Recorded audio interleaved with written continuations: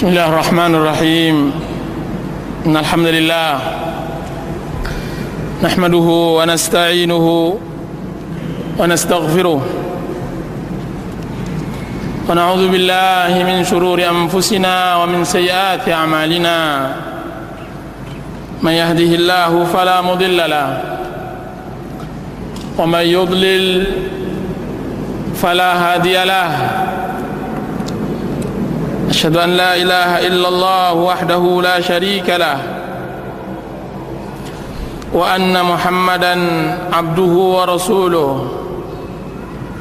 وأمينه على وحيه وخيرته من خلقه وسفيره بينه وبين عباده المبعوث بالدين القويم والمنهج المستقيم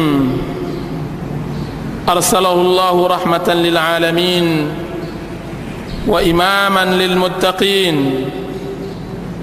وحجة على الخلائق أجمعين.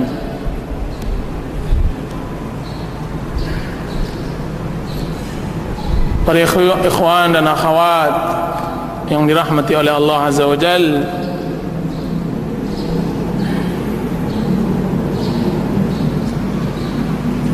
berbahagialah seorang muslim yang berjalan, yang dia sedang menuju surga kepada Allah.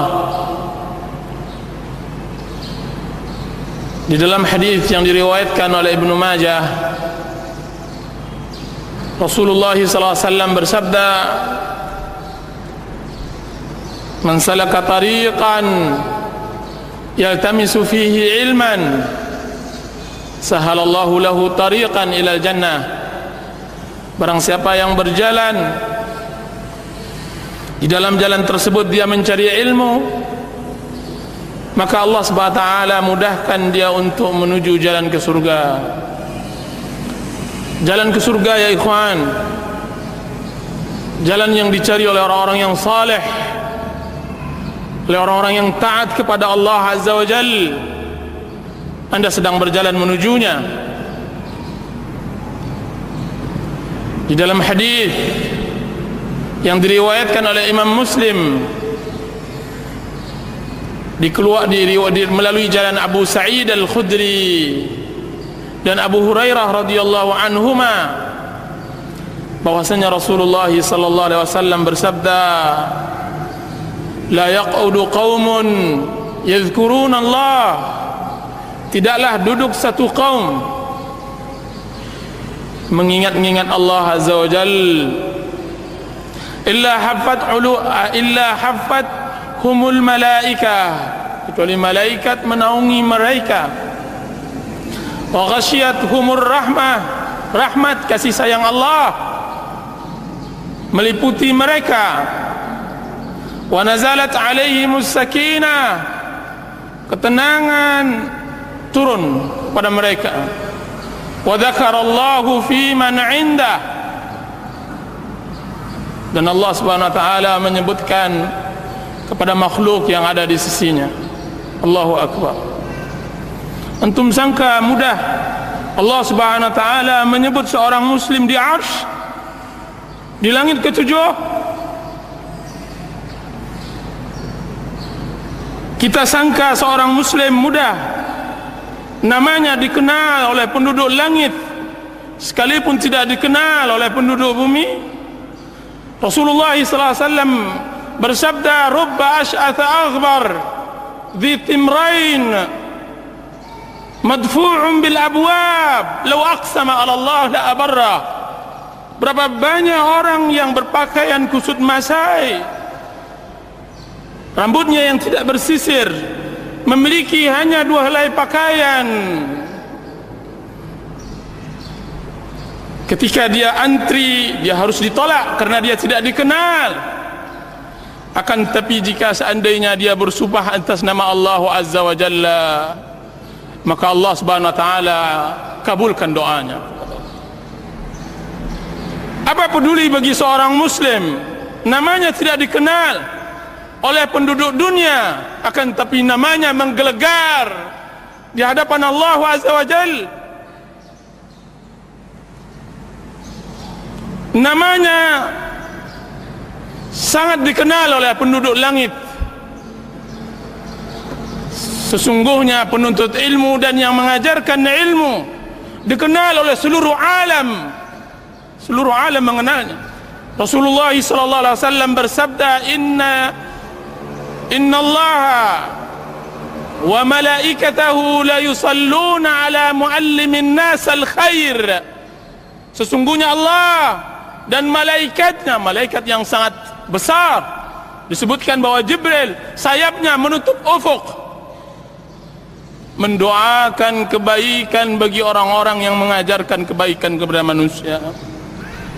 Hatta al-hitanu fil bahr, bagai sampai ikan hiu yang berada di lautan atau semut yang ada di dalam sarangnya mendoakan bertasbih bagi orang yang mengajarkan kebaikan dan mendengarkan kebaikan.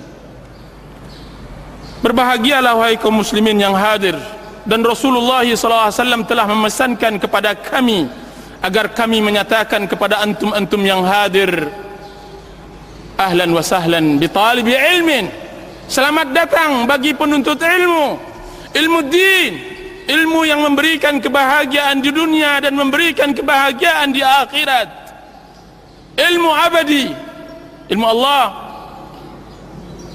yang dia telah sibukkan dirinya, sibukkan seluruh alam untuk belajar din, telah berganti generasi ke generasi, rasul kepada rasul yang lainnya menyibukkan pelajaran din. Kaum muslimin dan muslimat yang dirahmati oleh Allah Subhanahu wa taala, saya yakin hari ini ada usaha yang ditelantarkan, ada pekerjaan yang kita undurkan untuk bisa hadir di majlis ta'lim, ada waktu yang disisihkan untuk tidak bisa bercengkrama dengan keluarga dan anak-anak. Akan tetapi kita telah ikhlaskan itu untuk Allah Azza wa Jalla. Seorang muslim mengikhlaskan waktunya kepada Allah, alangkah nikmatnya hidup, alangkah bahagianya hidup untuk Allah. Hari ini saya datang ke majlis ta'lim hanya lillahi Azza wa Jalla, la riya'an wala sum'ah, kan tapi saya berjalan untuk menuju surga. Berbahagialah langkah, berbahagialah kaki yang telah jalan menuju surga. Akan tapi yakinlah bahwa rezeki yang kita tunda tersebut bukan di tangan kita. Banyak orang-orang yang berletih, banyak orang-orang yang menghabiskan waktunya untuk mencari rezeki, akan tapi dia tidak mengerti bahwa rezeki di sini, rezeki di majlis ta'lim. Bukankah di dalam majlis ta'lim turun rahmat Allah? Rezeki Allah turun bagi orang-orang yang kesulitan untuk dibayar uangnya, bagi orang-orang yang kesulitan untuk menagih hutang yang belum selesai. Datanglah ke majlis ta'lim.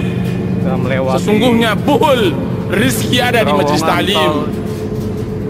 Wa ghasyiyatuhumur rahmah, turunkan kepada mereka rahmat. Turun rahmat ya ikhwan, rahmat yang dia adalah buhul kebahagiaan. Mungkin seorang suami meninggalkan istrinya dalam keadaan marah, hatinya gundah, hatinya tidak tenang, kan tapi dia mencoba untuk hadir di majlis ta'lim ini untuk mendengarkan kalamullah dan kalam Rasulullah sallallahu alaihi wasallam. Daripada dia berangkat ke tempat-tempat maksiat, dia ingin bersempuh mendengarkan kalamullah di sini. Duduk majalasa qaumun fi baitin min buyutillah wa yatluna kitab Allah wa yatadarasuna fi ma bainahum. Tidaklah duduk satu kaum di rumah dari rumah Allah, dan ini adalah rumah Allah. Yatluna kitab Allah, dan kita sekarang sedang membaca kitab Allah Azza wa Jal. Wa yatadarasun,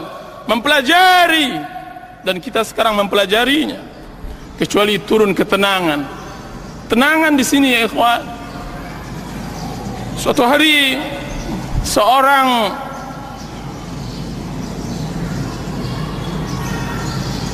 kakak datang kepada Rasulullah SAW mengeluhkan tentang adiknya. Yang ia keluhkan adalah adiknya belajar menuntut ilmu, sedangkan ia berletih mencari rezeki untuk membiayai ilmu atau untuk membiayai adiknya dalam menuntut ilmu.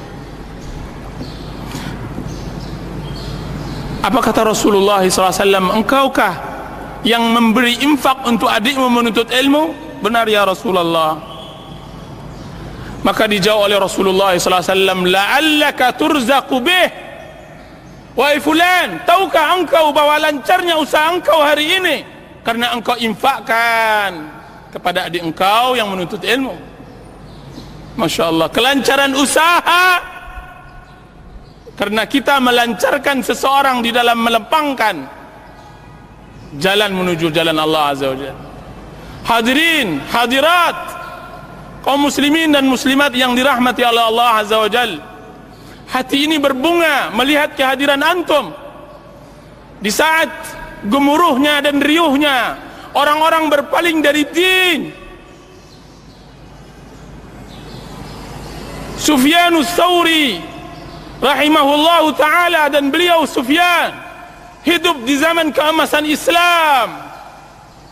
Ketika datang seseorang kepadanya dari kejauhan, dari negeri yang jauh, kemudian dia mengatakan, yaitu Sufyan Tsauri mengatakan, mewasiatkan ketika dia hendak pergi, wahai fulan, jika seandainya engkau bertemu seorang ahlus sunnah, maka sampaikan salamku kepadanya.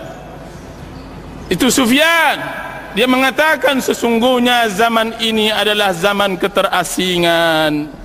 Abad kedua, Imam Sufyan mengatakan, abad kedua, dan sekarang pada abad ke-15, asing Islam, ghurbatul Islam, asing. Anda sangka mudah untuk bertemu satu dua Muslim yang cinta Allah dan cinta Rasulullah? Tidak. Apalagi yang hadir, Masya Allah, yang hadir adalah semuanya adalah pecinta Al-Quran dan Sunnah Rasulullah SAW. Untuk mereka saya hadiahkan buku ini, untukmu yang berjiwa hanif, karena saya yakin tidaklah yang hadir menyibukkan dirinya untuk sesuatu tentang agama Allah Azza wa Jalla kecuali dia memiliki hati yang hanif.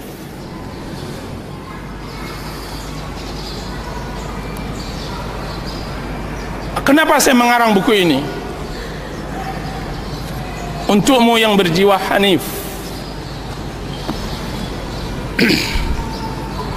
Saya berdakwah sudah hampir 5 tahun, dan saya banyak menemukan orang-orang yang Masya Allah hati mereka hati yang tunduk kepada Allah Azza wa Jalla. Suatu hari datang kepada mereka, kepada saya, orang yang seperti yang saya maksudkan buku ini untuknya, dan saya hadiahkan untuknya. Dia mengatakan, Ustaz, Rasulullah SAW berdakwah mengislamkan Bilal dan Suhaib dan Salmanul Farisi. Tidak butuh waktu 10 tahun, 20 tahun.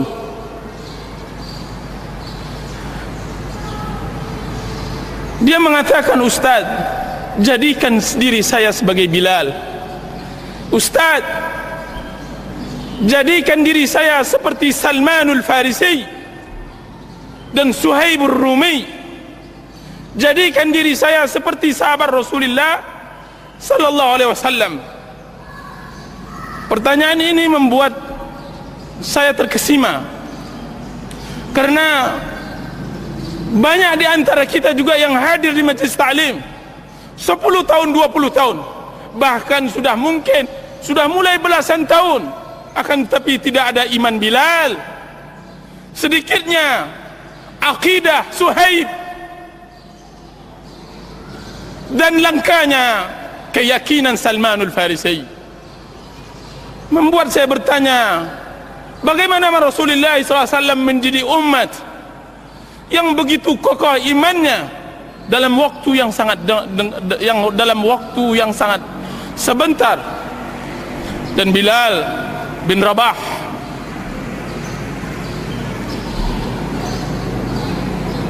itu yang pertama.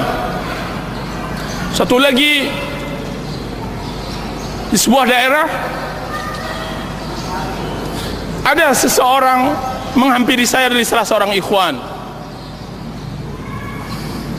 Kemudian dia mengatakan, Ustaz, bahwa saya mengajar di taman pengajian Al-Quran di sebuah masjid.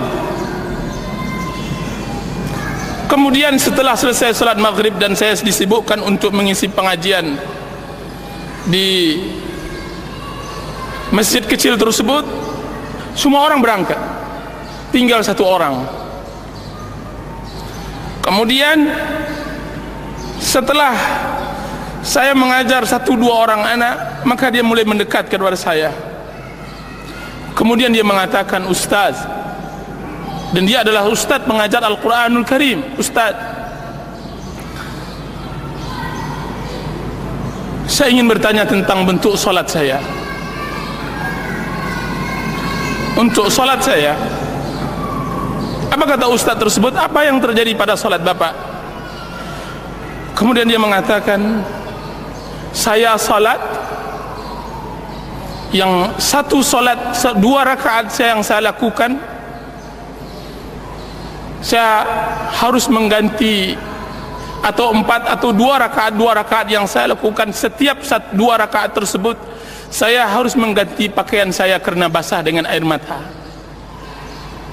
Basah dengan air mata. Sahkah solat saya? Subhanallah alazim. Sahkah solat saya? Pertanyaan yang baru datang, yang tiba-tiba datang kepada ikhwan kita tersebut, yang membuat dia tidak bisa sembarang menjawab. Kalau seandainya dia tanyakan apa hukum menggerak-gerakkan jari dalam solat, dia akan menjawabnya. Kalau seandainya ditanyakan tentang masalah sedekap atau lepaskan isdal, maka dia akan menjawabnya. Kalau seandainya ditanyakan apakah menjaharkan bismillah atau tidak, dia akan menjawabnya. Akan tetapi pertanyaan dalam bentuk lain. Saya solat dalam keadaan setiap selesai rakaat saya harus mengganti pakaian saya karena air mata saya terus mengalir. Sahkah solat saya? Benarkah solat saya seperti solat Rasulullah SAW? Ikhwan tersebut datang kepada saya pada hari pertama kali saya datang di daerah tersebut. Kemudian saya katakan, temukan saya dengan bapak tersebut. Temukan. Maka malam harinya saya bertemu dengan seorang pemuda, dan dia bukan pemuda karena dia telah menikah dan mempunyai anak, akan tetapi wajah yang kuyu, orang yang benar-benar hancur hatinya hendak bertaubat kepada Allah Azza wa Jal.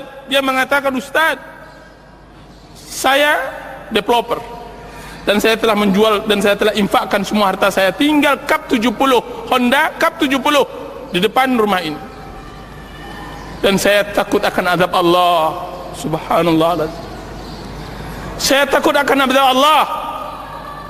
Orang seperti itu adalah orang yang berjiwa hanif. Untuknya saya karang tulisan ini. Satu hari lagi salah seorang pejabat, mudah-mudahan dia mendengar apa yang saya sampaikan, semua maksiat dia lakukan. Dia mengatakan kepada saya, Ustaz, tidak ada maksiat kecuali telah saya lakukan. Setiap kali saya ke Jakarta, seharusnya saya berangkat hari Jumat, maka saya berangkat biasanya hari Selasa atau Rabu. Terang bagi saya Jakarta tersebut, sibuk bagi saya Jakarta tersebut, Ustaz. Dia katakan begitu. Terang karena banyak maksiatnya. Kemudian suatu hari saya mengisi pengajian menceritakan tentang kisah Uwais Al-Qarni, bagaimana baktinya kepada orang tuanya. Tiba-tiba, dan dia laki-laki, dia orang besar, tiba-tiba tanpa saya membuat-buat kajian tersebut. Kajian biasa, tidak ada pengaruhnya dengan sebuah orang yang sudah terbiasa dengan mendengar pengajian. Akan tapi tiba-tiba dia meneteskan air matanya di hadapan istri dan anak-anaknya dan di hadapan keluarganya semuanya. Kami sholat asar, kemudian dia mengatakan, Ustaz, demi Allah, malu saya rasanya menangis. Akan tapi air mata ini keluar. Air mata ini keluar. Kaum muslimin yang dirahmati oleh Allah Azza wa Jal, kita di zaman yang membutuhkan hati yang seperti ini. Rasulullah SAW bersabda, yadkhulu aqwamunul jannah afidatuhum misla afidatut tayr. Akan masuk surga satu kaum, hati mereka selembut hati burung. Alam ya'ni lil ladzina amanu an takhsha'a qulubuhum li dzikrillah? Alam ya'ni lil ladzina amanu an takhsha'a qulubuhum li dzikrillah? Kapan lagi bagi seorang mukmin khusyuk hatinya untuk mengingat Allah Azza wa Jalla? Disebutkan oleh Abdullah bin Umar radhiyallahu anhu, sesungguhnya ayat ini ditunggu oleh Allah Azza wa Jalla kepada sahabat Rasulullah 13 tahun setelah mereka masuk salaf Ahlus Sunnah wal Jamaah, setelah mereka masuk Islam. Saya melihat di kalangan ikhwan sangat kikir dengan air mata, ya ikhwan, sangat kikir, kecuali di awal-awal dia mendapatkan hidayah. Mana air mata ciri khas seorang yang saleh, orang yang tunduk hatinya kepada Allah Azza wa Jal? Mana air mata di salat tahajud? Mana air mata di dalam doa dan tadarru' kepada Allah Azza wa Jal? Apakah kita belajar din untuk memperkeras hati kita, untuk menendam, untuk menyakiti kaum muslimin? Tidak. Kita mempelajari din untuk bisa bersimpuh di hadapan Allah Azza wa Jal, untuk menciptakan hakikat ubudiyah kepada Allah Azza wa Jal. Allah Azza wa Jal untuk menyempurnakan bahwa diri kita adalah hamba Allah, hamba Allah. Maka buku ini saya karang, dan buku ini saya karang kepada orang-orang yang saya ceritakan tersebut.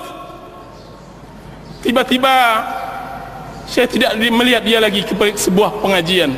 Wajahnya yang bersinar telah berubah menjadi wajah yang hitam karena maksiat kepada Allah Azza wa Jal.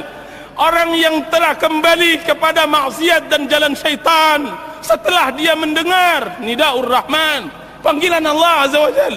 Saya takut kepadanya firman Allah Azza wa Jalla yang mengatakan, falamma za'u azaghallahu qulubahum. Ketika mereka melenceng, maka Allah Subhanahu wa taala lencengkan hati mereka. Ketika mereka telah mendapatkan hidayah dan mereka tidak mau mengolahnya, mereka tidak mau mencobanya, mereka duduk kan tapi tidak pernah menyemak, mereka hadir akan tapi tidak pernah menghadirkan hati. Kemudian Allah Subhanahu wa taala hanya pertemukan dia nanti di neraka, di adab akhirat. Untuk mereka tersebut aku karang buku ini.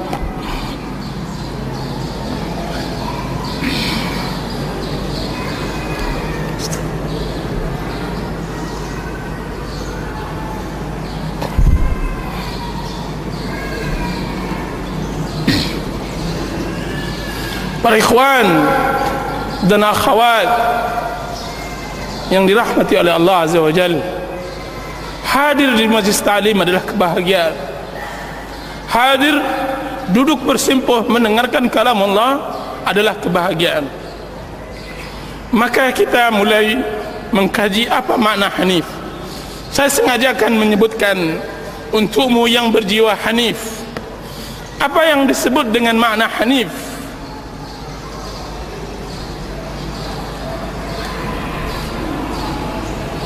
Yang berjiwa hanif dialah orang yang ketika diingatkan maka dia teringat, ketika dinasihatkan maka dia tersentuh dan terenyuh. Allah Subhanahu wa taala berfirman, fadzakir fa inna dzikra tanfa'ul mu'minin.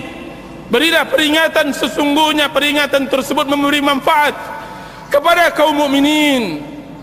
Berilah nasihat, berikan nasihat, sesungguhnya nasihat tersebut akan memberi manfaat kepada kaum mukminin.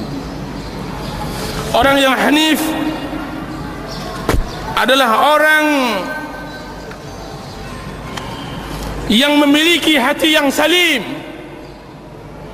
hati yang menjadi modal untuknya bisa masuk surga. Allah Subhanahu wa taala berfirman, "Yauma la yanfa'u malun wala banun illa man atallaha biqalbin salim."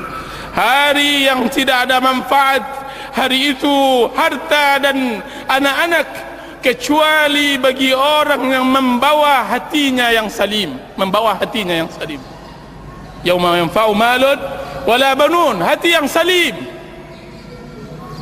hati yang bersih dari dengki, hasad, hati yang condong kepada tauhid dan jauh kepada syirik, hati yang cinta terhadap akhirat dan benci terhadap kehidupan dunia yang memukau, hati yang bersih dari syahwat yang dapat menghalangi dirinya dari larangan Allah, hati yang jauh dari syubhat yang dapat menghalanginya untuk menerima kabar Allah Azza wa Jalla.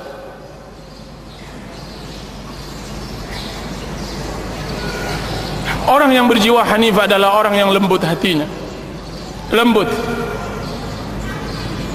selembut kapas, halus, sehalus rambut.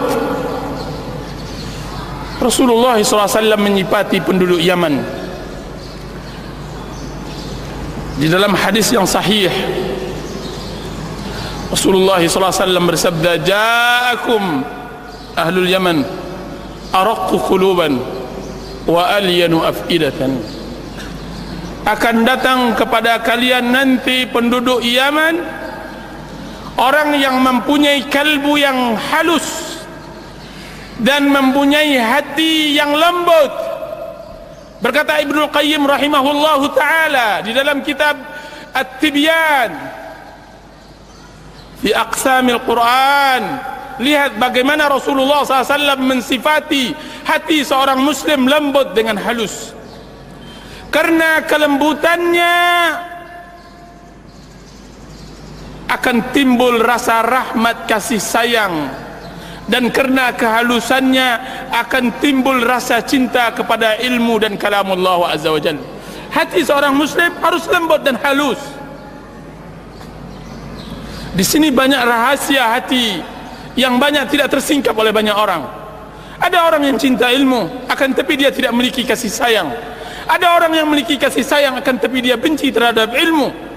Bagi kedua orang tersebut sulit baginya akan menerima yang hak. Dia tidak akan merahmati khalq, dia tidak akan kasih sayang kepada manusia, dan tidak akan mengerti kepada manusia, kepada Khaliq, kepada Allah Azza wa Jalla. Sedangkan Islam adalah ma'rifah kepada Allah dan juga kasih sayang kepada manusia dengan dua hati, dengan lembutnya dan dengan halusnya, dengan lembutnya dan halusnya, dan keduanya bermuara kepada ajaran hanif. Hati yang hanif, hati yang hanif, dialah hati yang disebut oleh Allah Subhanahu wa taala, yaitu hati yang munib, qalbun munib, syarat mutlak untuk bisa masuk surga. Allah Subhanahu wa taala berfirman, "Hadza ma tu'aduna likulli awwabin hafiz man khasyya ar-rahmana bil ghaibi wa jaa'a biqalbin munib udkhuluha bisalam, udkhuluha bisalam." Inilah yang telah dijanjikan untuk kalian, setiap orang yang tunduk patuh dan menjaga hukum-hukum Allah. Barang siapa yang takut kepada Rahman dan datang dengan hati yang munib. Hati yang munib, berkata Abdullah bin Abbas radhiyallahu anhu, orang yang kembali dari maksiat dan mulai bersimpuh di hadapan Allah. Ulang, awalnya dia fitrah, kembali dari maksiatnya hendak bersimpuh kembali kepada Allah. Ya Allah, ini hamba-Mu yang dahulunya melakukan maksiat, sekarang dia bersimpuh di hadapan-Mu mengakui semua kesalahan dan kekurangannya. Itu hanif. Itu yang disebut qalbun munib. Hati yang telah dipenuhi dengan kecintaan dan sangat sensitif terhadap kebenaran. Hati yang tersentuh terhadap kebenaran dan telah dipenuhi dengan kecintaan kepada Allah Azza wa Jalla.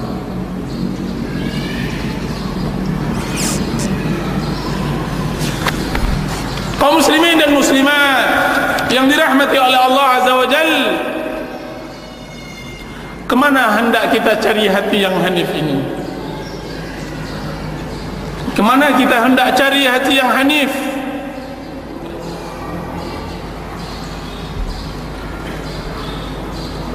Disebutkan oleh Ibnu Rajab rahimahullahu ta'ala di dalam kitab Jami' Al-Ulum wal Hikam, adalah salah seorang murid dari Dhunnun Al-Misri.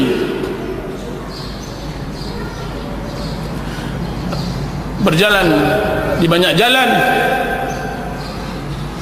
dia mengatakan, ahin aina qalbi, man wajada qalbi.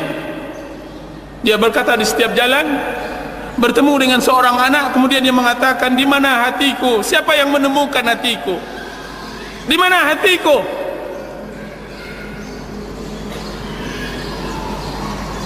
Karena agama mempunyai dasar adalah hati. Allah Subhanahu wa taala mengatakan, inna fi dzalika ladzikra liman kana lahu qalbun aw alqa as-sam'a wa huwa syahid. Sesungguhnya itu semua agama peringatan bagi orang yang memiliki hati. Setiap orang memiliki hati, akan tapi yang dimaksud oleh Allah hati yang salim, yang munib, dan dia mendengarkan dan dia menyaksikan. Mendengar, menyaksikan, memiliki hati. Sekarang pertanyaannya, kemana hendak kita cari hati tersebut? Sebagaimana tukang sampah mencari sampah, dan dia bukan sampah, dia adalah nikmat yang paling besar. Jika seandainya kita seorang muslim, tentu kita akan cari hati tersebut. Pertanyaannya, di mana hati tersebut kita hendak cari?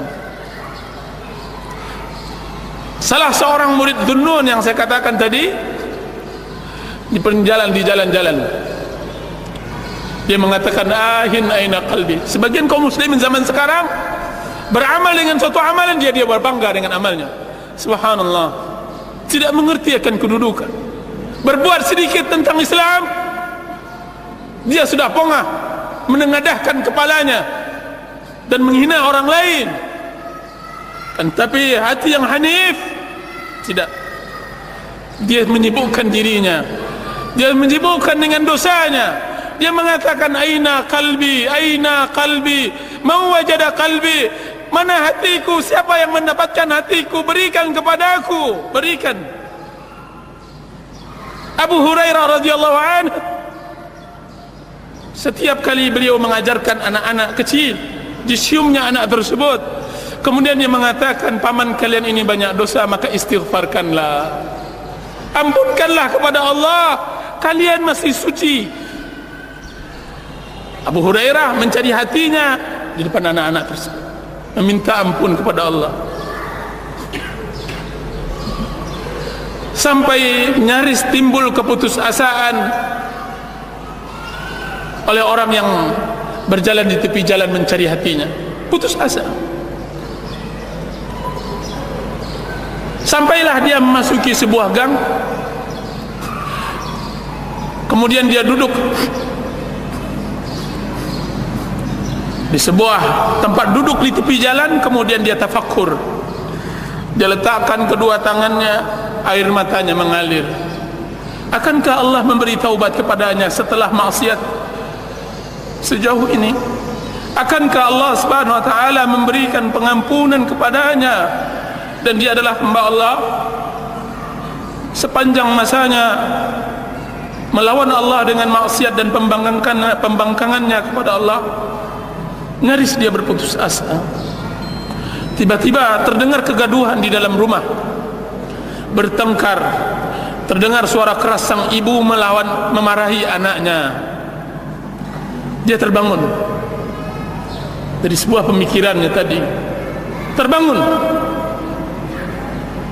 Seorang ibu memarahkan anaknya yang kecil, umur 4 tahun.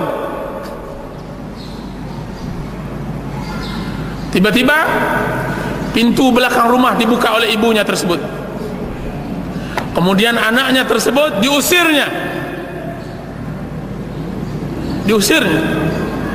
Kemudian dihempaskannya pintu tersebut sampai berbunyi keras. Kemudian dia katakan, "Enyahlah engkau wahai anak durhaka, pergilah engkau dari rumahku. Jangan tempati lagi ibu, jangan sebutlah ibu-ibu ini ibumu. Jauhlah dari engkau, anak engkau adalah anak pembangkang, pelaku maksiat." Anak umur 4 tahun. Kemudian anak tersebut menangis, mencoba pergi ke tepi-tepi gang agar dia dapat singgah. Akan tapi anak tersebut, kemana hendak dia berlindung lagi? Kemana dia akan menetap? Kemana dia akan menginap malam? Maka dia balik lagi ke rumahnya. Kemudian ditempelkannya pipinya ke pintu tersebut.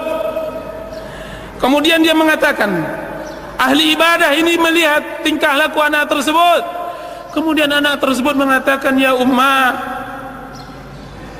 ya ummah, wahai ibu, man yaftahu liyal babu idza ughliqat babaka anni, idza aghlaqti babaka anni." Wahai ibu, pintu mana lagi yang bisa terbuka untukku jika seandainya pintumu telah tertutup untukku? Tidak ada lagi. Pintu mana yang bisa menutup, yang akan terbuka untukku jika seandainya pintumu telah tertutup bagi? Wahai ibu, siapa pula yang dapat mendekatkan dirinya kepadaku jika seandainya bukan engkau?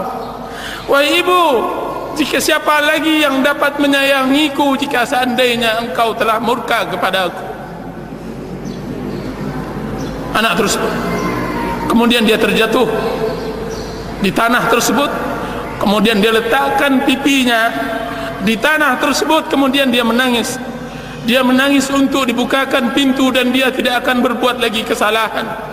Dia tidak akan kembali lagi kepada perbuatannya yang lama.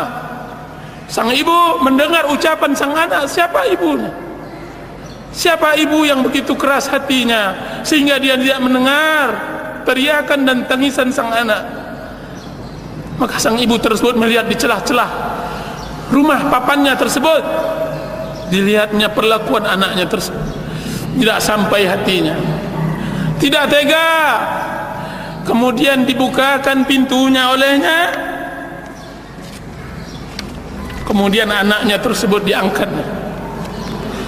Kemudian dibersihkannya pipinya dari tanah dan debu. Kemudian dipeluknya.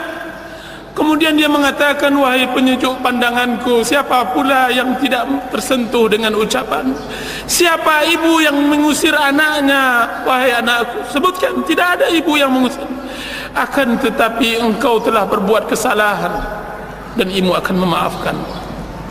Kau telah berbuat kesalahan, ibu memaafkanmu.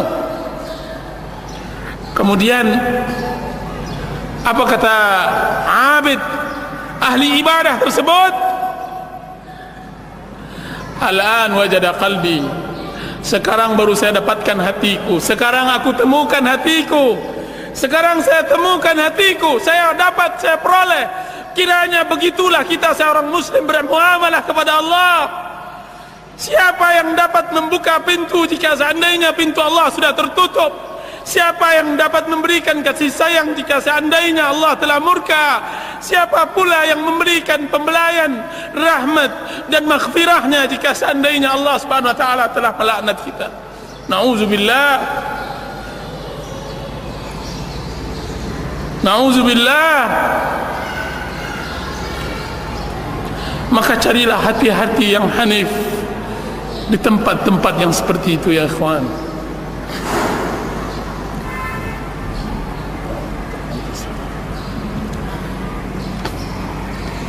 Carilah hati yang hanif.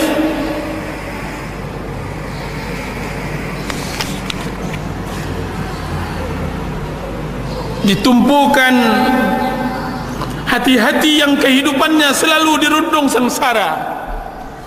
Carilah hati yang hanif, di hati para fuqara dan para masakin. Cobalah bergaul dengan mereka, dekati mereka, selami kehidupan mereka. Sesungguhnya Rasulullah SAW bersabda, "Ubghuni du'afaakum," carikan aku orang-orang fakir di antara kalian. "Innama turzaquna wa tunsaruna bidu'afaikum," sesungguhnya kalian dimenangkan dan diberi rezeki karena orang-orang lemah di antara kalian. Carilah hati-hati yang hanif pada jiwa-jiwa yang ringkih, jiwa-jiwa yang tertunduk karena kefakiran dan kemiskinan, selami kehidupan dan kesusahan dan kesedihan mereka. Aliri air mata mereka, pahamkan bahwa mereka tidak memiliki harta dan kedudukan. Mereka itu akan dapatkan hati yang hanif di sana. Disebutkan di dalam riwayat lain bahwa sesungguhnya kalian dimenangkan oleh Allah dengan orang-orang lemah dengan doa mereka. Karena doa si fakir, doa orang-orang yang merana adalah seindah-indah doa, seindah-indah doa.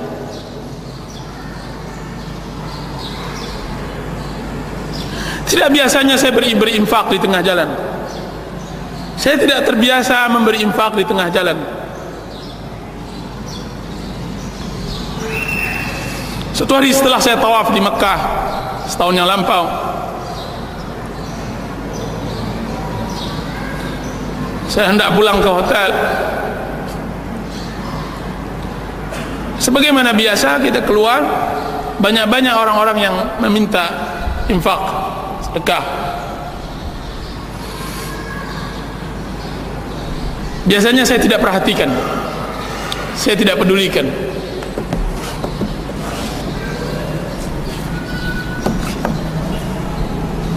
Saya tidak pedulikan.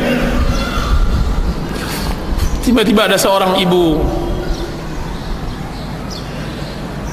yang mengatakan ke telinga saya, "Bunaya ummah Palestiniyah."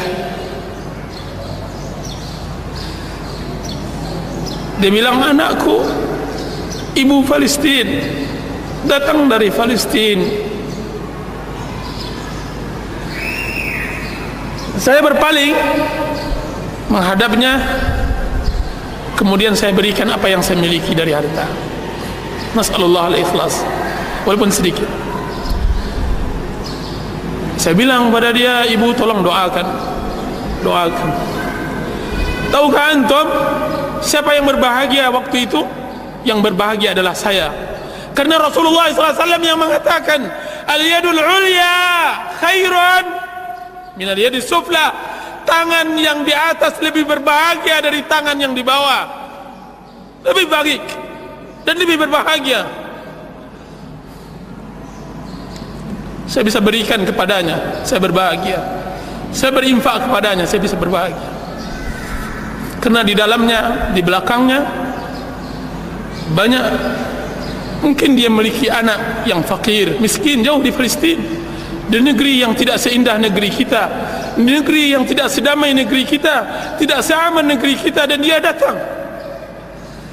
Bertambah rasanya jiwa iman, keimanan. Telusurilah orang-orang seperti itu, berilah. Satu hari saya di Cirebon, saya tidak biasanya naik taksi, saya biasanya naik becak. Antara stasiun dengan rumah saya bercerita tentang usaha tukang becak tersebut. Sudah berapa hari ini dia peroleh? Dia mengatakan, "Saya baru mendapatkan 7.500. Waktu itu telah pukul 10 malam. Dan dia tinggal daerah yang jauh. 7.500. Upah saya antara stasiun dengan rumah 5.000 rupiah. Saya katakan, apakah anda salat?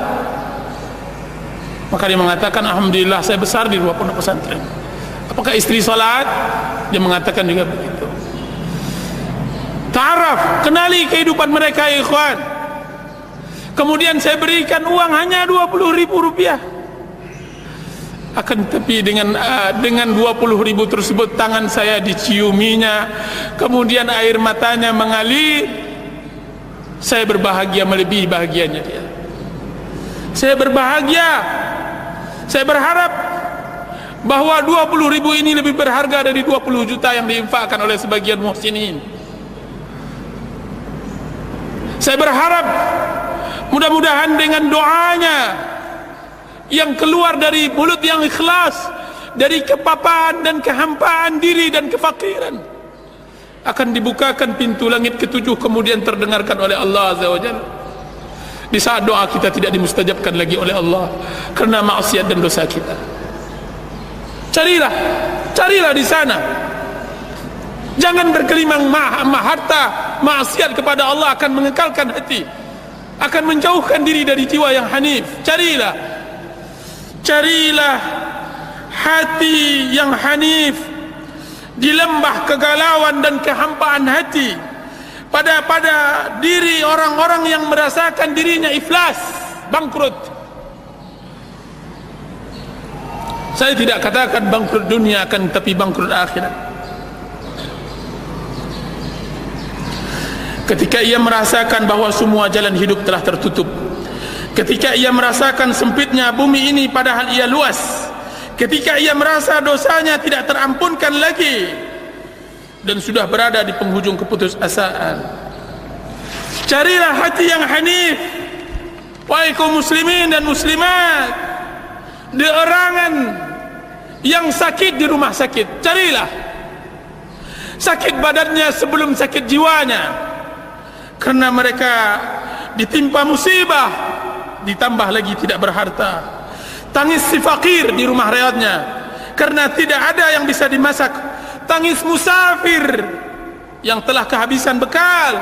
Tangis seorang wanita janda yang memiliki banyak anak, kebingungan, tidak tahu apa yang ia perbuat. Apakah ia harus berjalan dari rumah ke rumah menengadahkan tangannya, atau dia harus melangkah ke komplek pelacuran untuk menjual dirinya? Carilah di sana. Carilah hati yang hanif pada tangis muallim, seorang guru yang mendekatkan diri kita kepada Allah Azza wa Jal, menceritakan tentang kebesaran Allah.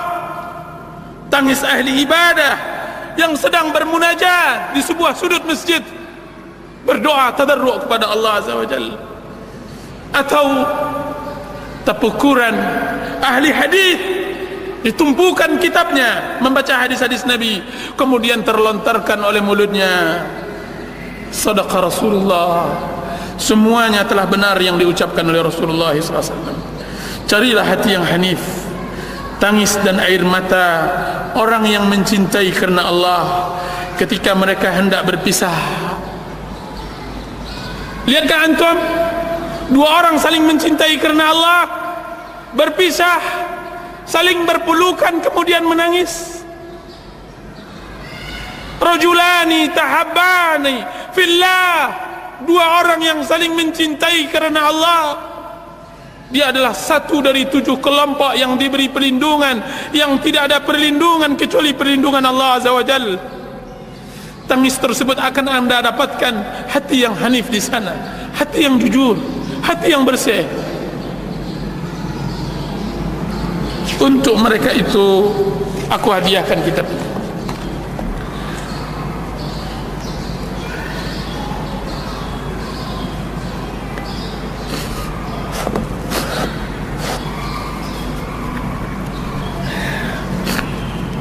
Kitab ini saya bagi 2 pembahasan. Pembahasan pertama tentang masalah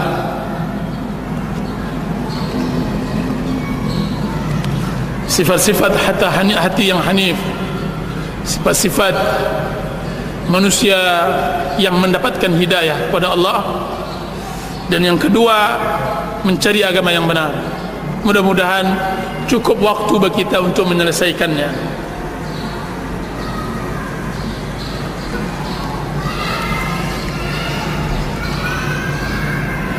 Unsur poin yang berikutnya saya beri judul, kembalilah kepada Allah dan bertaubatlah. Kembalilah kepada Allah dan bertaubatlah.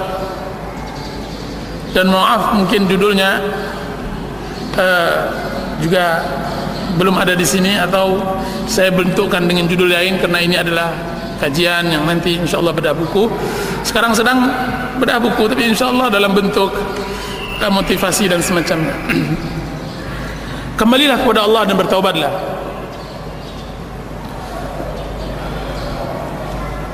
Para ikhwan dan akhwat yang dirahmati oleh Allah Subhanahu wa taala, semua manusia ingin bahagia. Semua manusia ingin bahagia. Orang-orang yang letih mencari dunia ingin bahagia. Orang-orang yang menyangka bahwa bahagia ada di kedudukan, maka mereka berletih kepadanya, ingin bahagia. Tapi tahukah kita bahwa kebahagiaan itu bukan di dalam saku? Kebahagiaan tidak masuk di dalam bantal sarung, di sarung bantal. Kebahagiaan tidak ada di dalam tas. Kebahagiaan ada di dalam hati. Kalaulah seandainya kebahagiaan ini bisa dikenyangkan dengan makanan yang nikmat, kita akan tumpuk-tumpukkan makanan nikmat ini dalam hati. Kalau kebahagiaan ini bisa kita dapatkan dengan mencurahkan emas dan perak, maka akan kita masakkan emas dan perak tersebut, maka kemudian kita masukkan ke dalam hati kita. Akan tetapi kebahagiaan tersebut jauh di dalam. Dan tahukah antum bahwa bertaubat kepada Allah adalah kebahagiaan? Allah Subhanahu wa taala berfirman, "Wa tubu ila Allahi jami'an ayyuhal mu'minuna la'allakum tuflihun." Bertaubatlah semuanya wahai kaum mukminin. Taubat yang dipanggil bukan pelaku maksiat, akan tapi orang-orang beriman. Bertaubatlah. Untuk apa kami bertaubat ya Allah? Untuk apa? Allah mengatakan la'allakum tuflihun, agar kalian berbahagia. Jadi bertaubat adalah berbahagia. Taubat adalah berbahagia.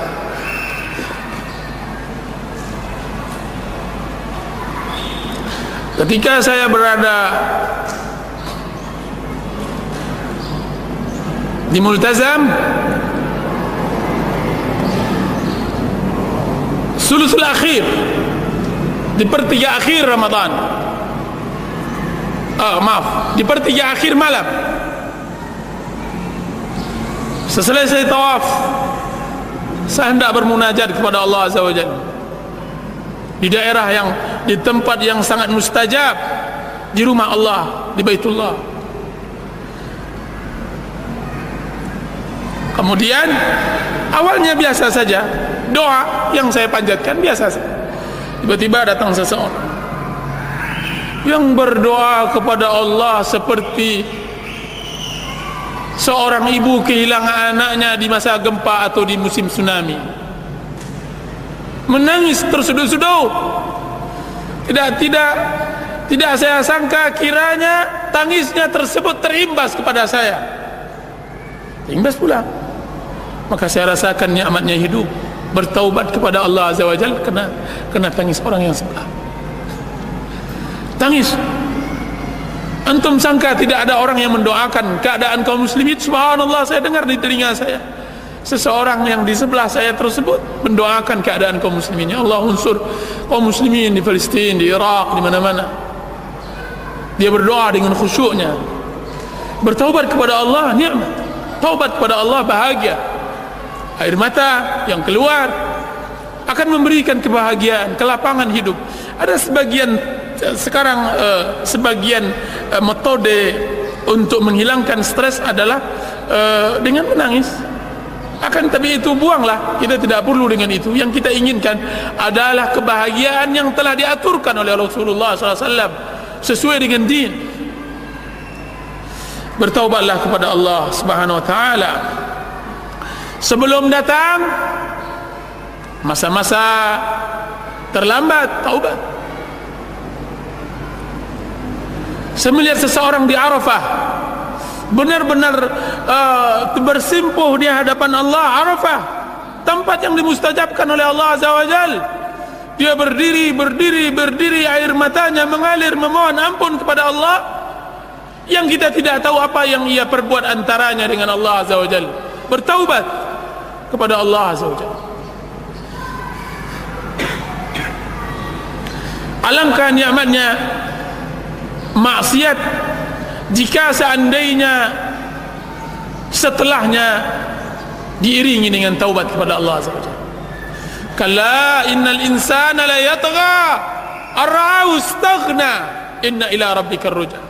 Ketahuilah demi Allah, tidak sama sekali manusia benar-benar melampaui batas ketika dia melihat dirinya merasa cukup, ketika dia berada puncak-puncak kesombongannya, tiba-tiba dia kembali kepada Allah. Inna ila rabbikar ruj'a.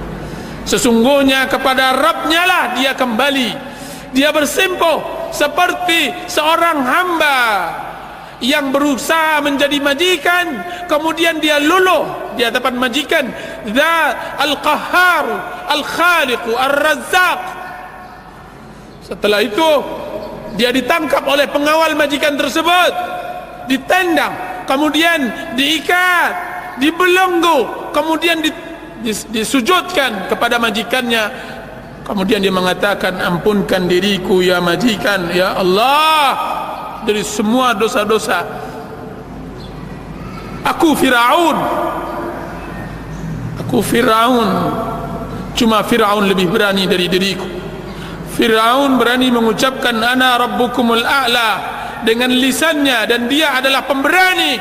Aku adalah Tuhanmu yang tertinggi, dan aku adalah orang yang pengecut. Aku tidak berani mengucapkannya, akan tapi perbuatan dan hati dan lisan mengarahkan bahwa seakan-akan aku adalah Tuhan.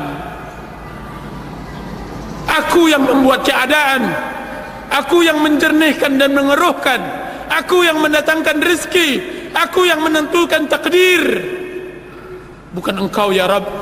Sudah begitu besar dosaku kepadamu, ampunkan, kini aku adalah hambamu, hamba yang bersimpuh, yang tidak ada daya dan tidak ada upaya kecuali engkau yang menentukan.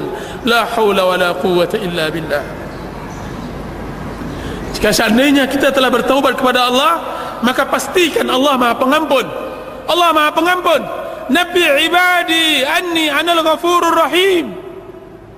Allah Subhanahu wa taala mengatakan dalam surah Hijr, Nabi ibadi anni anal ghafurur rahim. Kabarkan kepadaku, kabarkan wahai Muhammad kepada hamba-hambaku, sesungguhnya aku adalah zat yang Maha Pengampun dan Maha Penyayang. Kabarkan kepada mereka, ya ibna Adam, wahai anak Adam, innaka ma da'awtani wa rajautani ghafartu laka ma kana minka wala ubali. Wahai anak Adam, selagi engkau berdoa kepadaku, berharap kepadaku, meminta ampun kepadaku,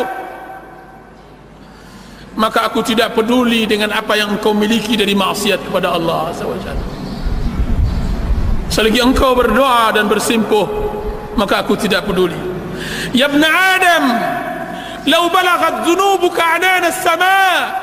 Wahai anak Adam, sekiranya dosamu sampai setinggi langit, summa astaghfartani, kemudian engkau memohon ampun kepada aku, ghafartu laka wala ubali, aku ampunkan engkau dan aku tidak peduli.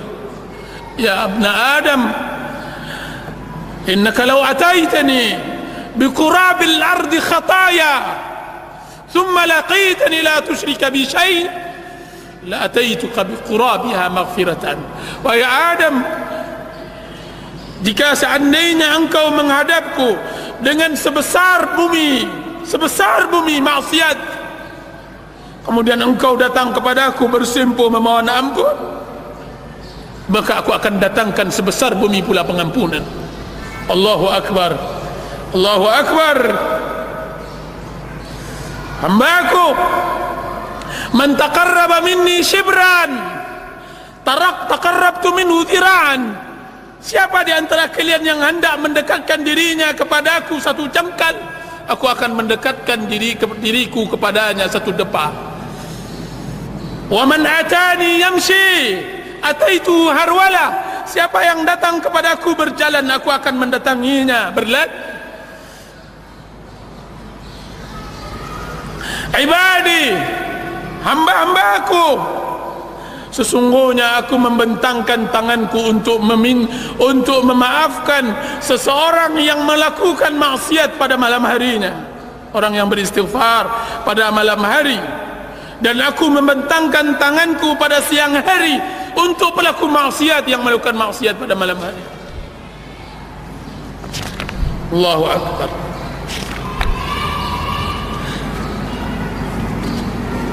Wahai anak Adam, jika seandainya engkau datang, aku akan terima engkau, aku akan bukakan pintu. Jika seandainya engkau datang siang hari, maka aku akan bukakan pintu.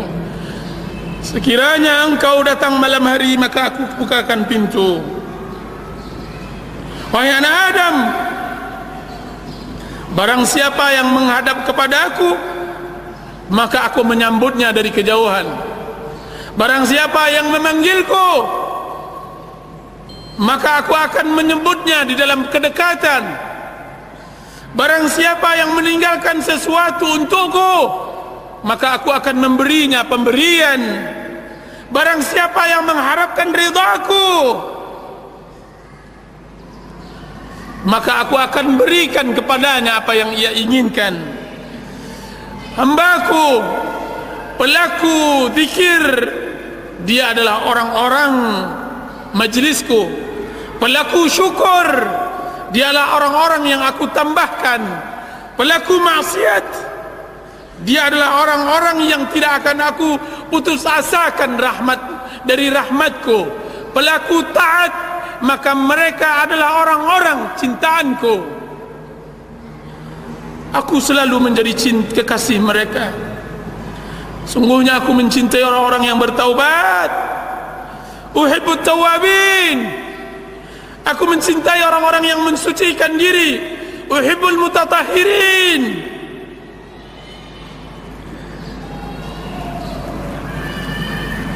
Jika seandainya mereka bertaubat, jika seandainya mereka tidak bertaubat, maka aku adalah tabib mereka. Aku akan timpakan kepada mereka musibah yang dapat mengurangi maksiat mereka. Itu nukilan dari apa yang disebutkan oleh Ibnu Qayyim rahimahullah di dalam kitab Zadul Ma'ad.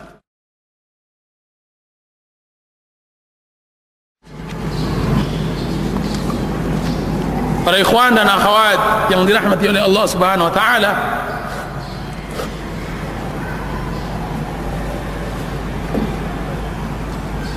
jujurlah dalam bertaubat.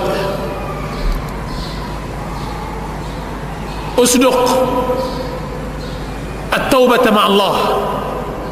Jujurlah di dalam bertaubat kepada Allah.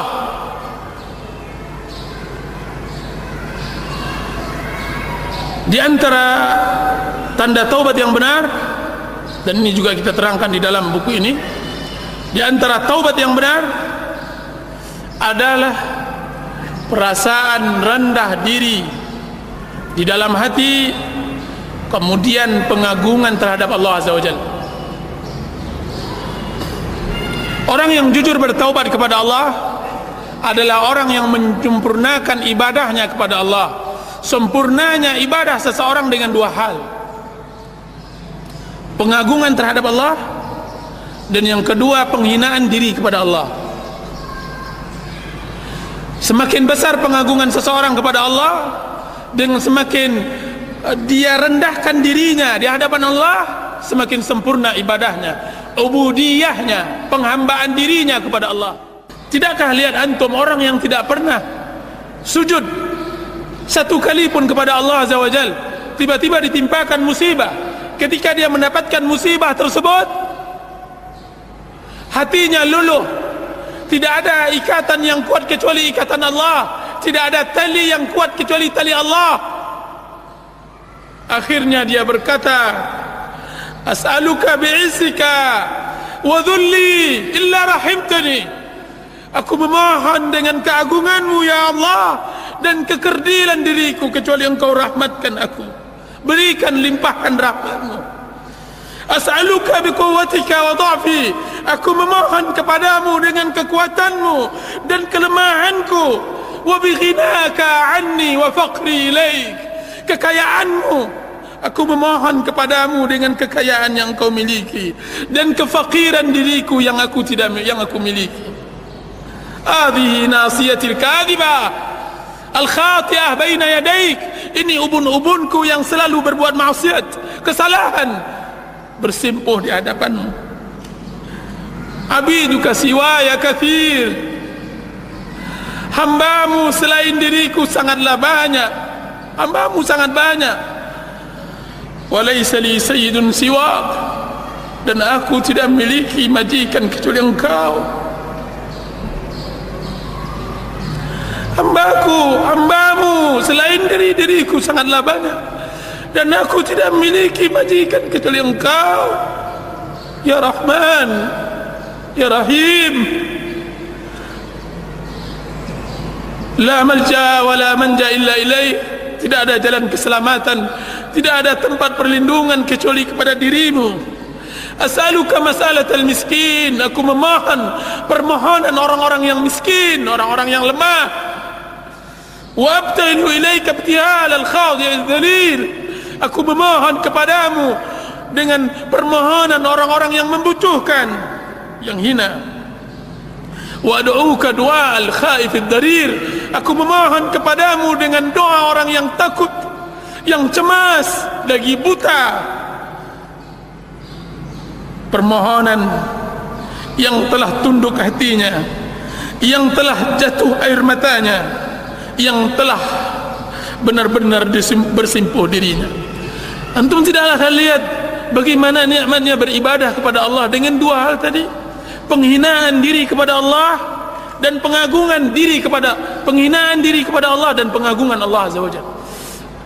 Periksalah seluruh doa di dalam sunnah Rasulullah, di dalam Al-Quran dan hadis, maka kedua-duanya ada dalam hal itu.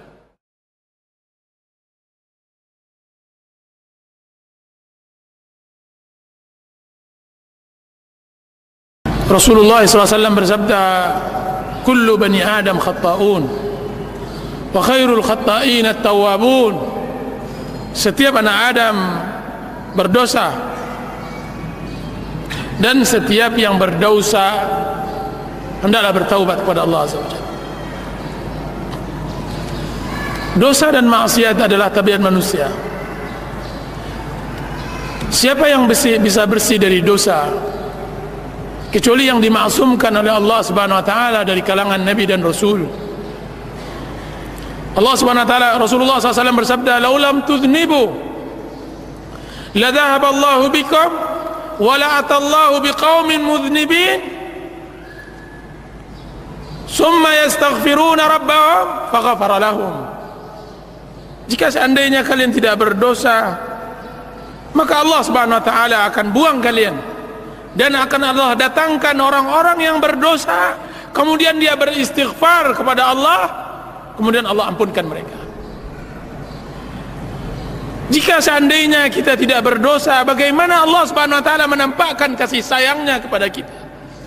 Jika seandainya kita tidak berdosa, bagaimana Allah Subhanahu wa taala memberikan rahmat, fadl, keutamaannya pada manusia?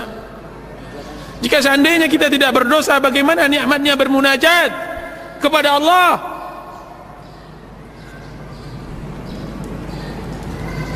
Adam alaihi salam, kedudukannya lebih baik setelah dia melakukan berdosa daripada sebelum melakukan berdosa. Kedudukannya lebih baik setelah berdosa daripada sebelum berdosa. Apa kata Allah? di dalam sebagian athar dinukilkan oleh Ibnu Qayyim rahimahullahu ta'ala, wahai Adam, dahulunya engkau datang kepada aku sebagaimana datangnya raja kepada raja, akan tapi sekarang engkau datang kepada aku sebagaimana datangnya budak kepada majikannya. Dan alangkah nikmatnya hidup menjadi budak Allah, hamba Allah, menghambakan diri kepada Allah Azza wa Jalla. Ibnu Qayyim rahimahullah mengatakan, aninul mudnibin ahabbu ilayya min tasbihil mudillin. Rintihan orang-orang yang berdosa lebih aku cintai daripada tasbih orang-orang yang sombong beribadah kepada Allah Azza wa Jalla. Orang-orang yang sombong, dia bertasbih, lebih hebat lagi tangisan orang yang melakukan dosa. Ibnu Qayyim rahimahullah juga mengatakan di dalam kitab Wabilus Sayyid, berapa banyak dosa seseorang mengantarkannya kepada surga, dan berapa banyak pula maksiat dosa pahala seseorang atau amal saleh seseorang mengantarkannya kepada neraka. Amal baik seseorang mengantarkannya kepada neraka. Kenapa? Karena ketika seorang hamba melakukan maksiat kepada Allah, dia bawakan dirinya bahwa dia adalah orang yang berdosa, hamba yang seharusnya beribadah, memenuhi dirinya dengan cinta, tunduk, tawakal. Sekarang dia telah berpaling, kemudian dia kembali bertaubat, bersimpuh, bertawakal, bermunajat kepada Allah, dan dengan dosanya tersebut, melalui dosanya tersebut, dia bisa bermuamalah di dalam ibadahnya kepada Allah, maka memasukkan dia ke surga. Ghamidiyah yang datang kepada Rasulullah sallallahu alaihi wasallam, yang dia mengatakan, ya Rasulullah,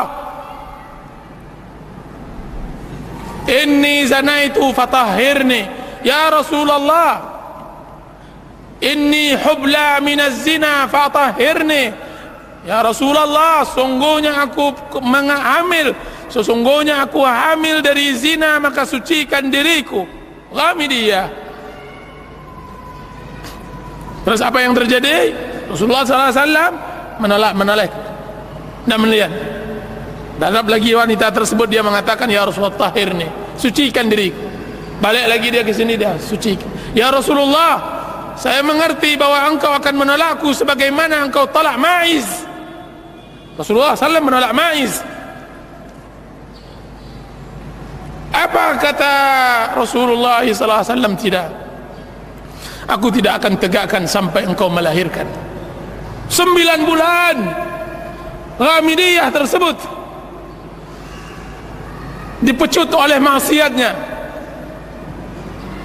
dibelut oleh zina dan perbuatan fahisyahnya kepada Allah Azza wa Jal. Akan tapi pecutan maksiat tersebut mengantarkannya untuk bertaubat kepada Allah. 9 bulan dia datang lagi kepada Rasulullah. Dia bawa bayi tersebut, kemudian dia mengatakan, ya Rasulullah, ini bayi saya, anal mar'atul lati ji'tuka wa kuntu hubla minaz zina. Akulah wanita yang dahulunya datang kepada engkau, yang mengatakan aku berzina, kemudian sucikan aku. Ini dia anakku ya Rasulullah, sucikan diriku.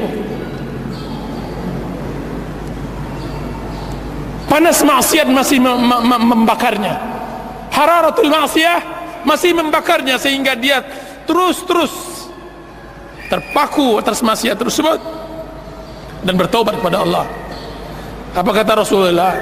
Tidak, hatta taftimih, sampai engkau menyapihnya, menyapih anak bayi tersebut. Pulang lagi dia dalam keadaan keputus asa, dalam keadaan kesendirian, kesedihannya, karena dia sudah bosan dengan kekotoran badannya. Dia hendak mensucikan dirinya kepada Rasulullah. Kemudian 2 tahun lebih dia menyapi anak tersebut, dan untuk ketiganya dia enggak mau ditolak. Dia tidak mau ditolak. Diambilnya potongan roti, kemudian diletakkan ke tangan anak tersebut.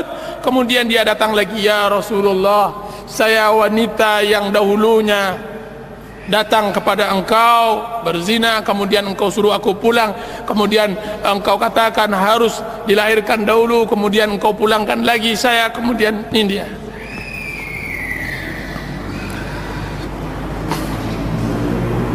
Apa kata Rasulullah SAW? Periksa dia, apakah dia mempunyai junun, gila, semacamnya. Kemudian ditegakkan kepadanya had. Kemudian Khalid bin Walid melemparnya sampai-sampai darahnya mencerat ke wajah Khalid.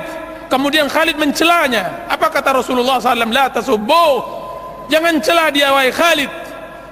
Laqad tabat taubatan law wasi'at law tabat law tuqsamu ala law yuqsamu ala ahli al-madinati la wasi'atuhum. Laqad tabat taubatan law qusimat ala ahli al-madinati wasi'atuhum. Sungguh wahai Khalid, dia telah bertaubat. Jika seandainya dibagikan taubat dia sendiri kepada seluruh penduduk Madinah yang berlaku maksiat, niscaya sudah cukup bagi Allah untuk mengampuni mereka. Taubat.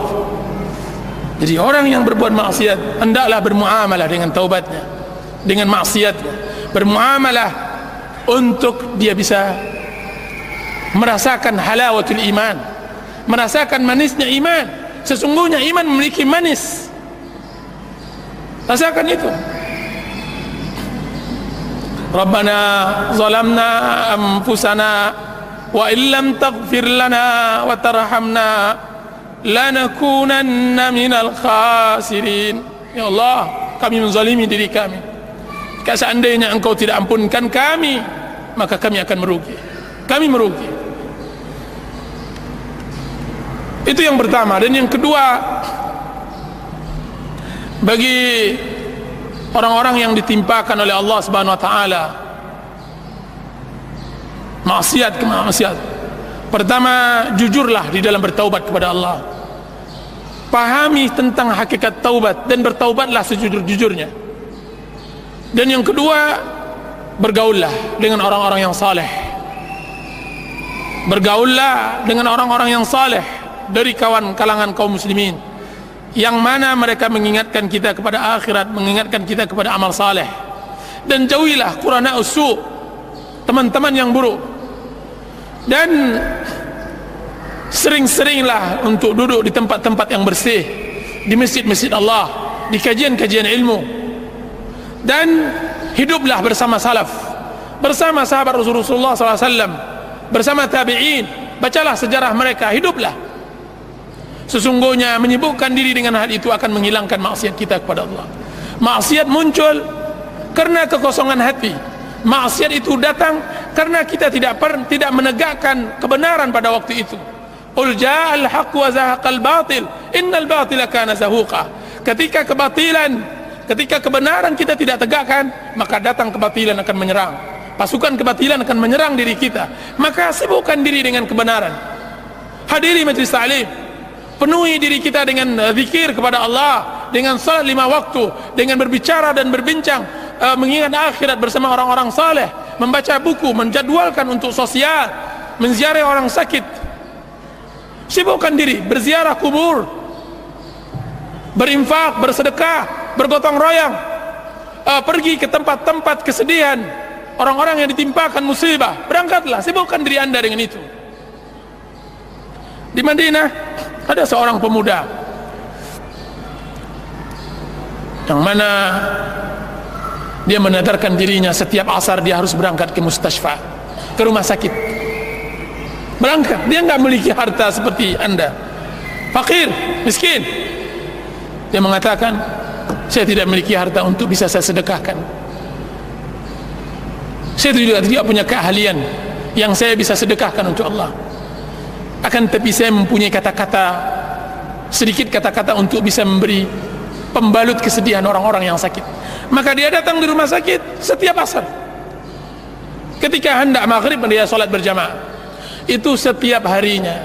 Masya Allah.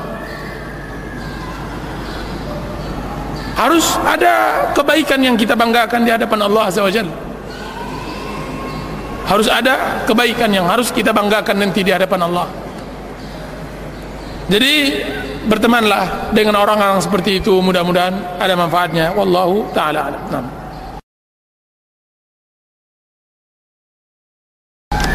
Pertama saya katakan bahwa